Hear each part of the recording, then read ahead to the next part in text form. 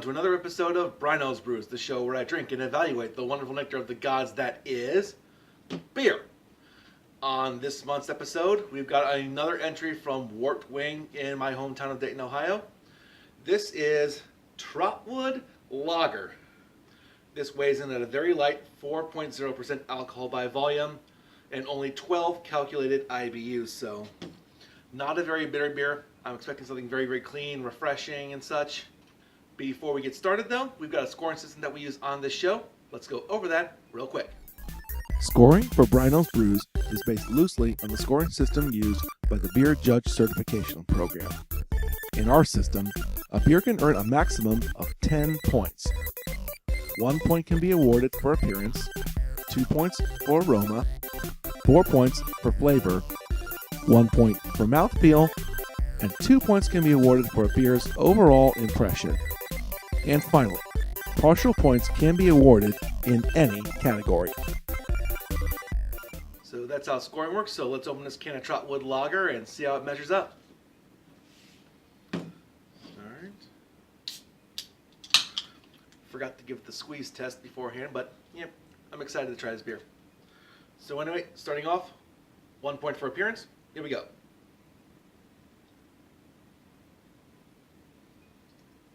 Looks very clear coming out of the can. Not much head to speak of, but the clarity is excellent. Don't expect to see much haze or stuff in a lager, and I'm not seeing that here.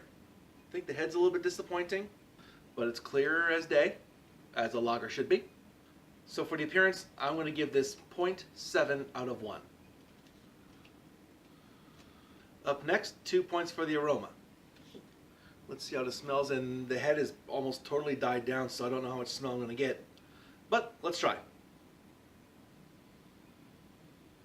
Only smells like a light lager, like what's something that you would expect from like the traditional big label beers like Budweiser and such, which are lagers.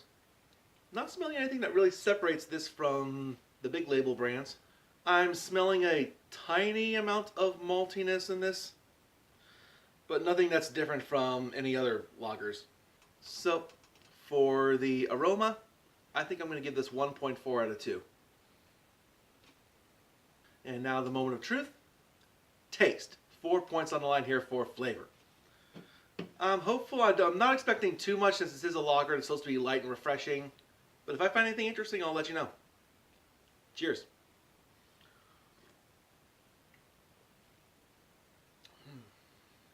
This tastes really clean. No strange aftertaste like I get from the big label brands. Though it might have to do with the fact that I'm not getting any carbonation out of this at all. I don't know, but it's alright. I must admit I am not very experienced as far as lagers are concerned, so I can't really say this is good or bad for a lager. But I'm not tasting anything objectionable about it. It's very clean. There's no aftertaste, which I think is actually pretty good. I think I'll give it some high marks in that regard. For flavor, out of 4 possible points, I'm going to give it 3.2. Up next, 1 point for mouthfeel. I don't think I need to taste this again to tell you what I think of the mouthfeel, but I'll do it again anyway.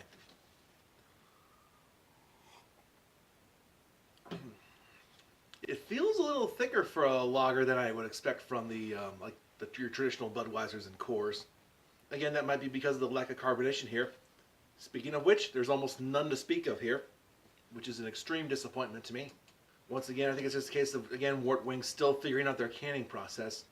So out of 1 possible point for the mouthfeel, I'm going to give it 0.6. And now for the overall impression. I really want to like this beer, and I think that if the carbonation was a little bit more, this would be a perfect way to counter any major style lagers that you could get that you get pretty much anywhere. This could rival Budweiser, Coors, Miller's, all that stuff, and even their light beers as well.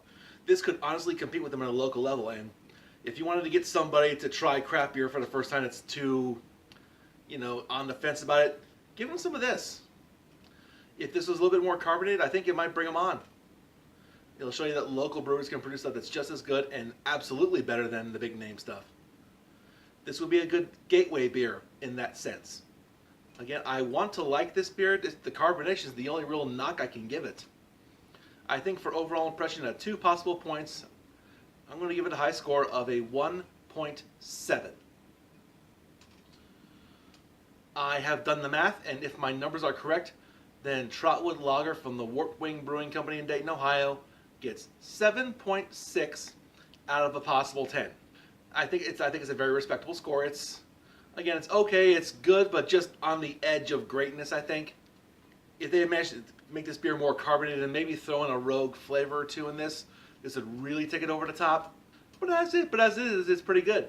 I don't want to say a casual beer drinker wouldn't tell the difference between this and, say, a Budweiser or Coors and such.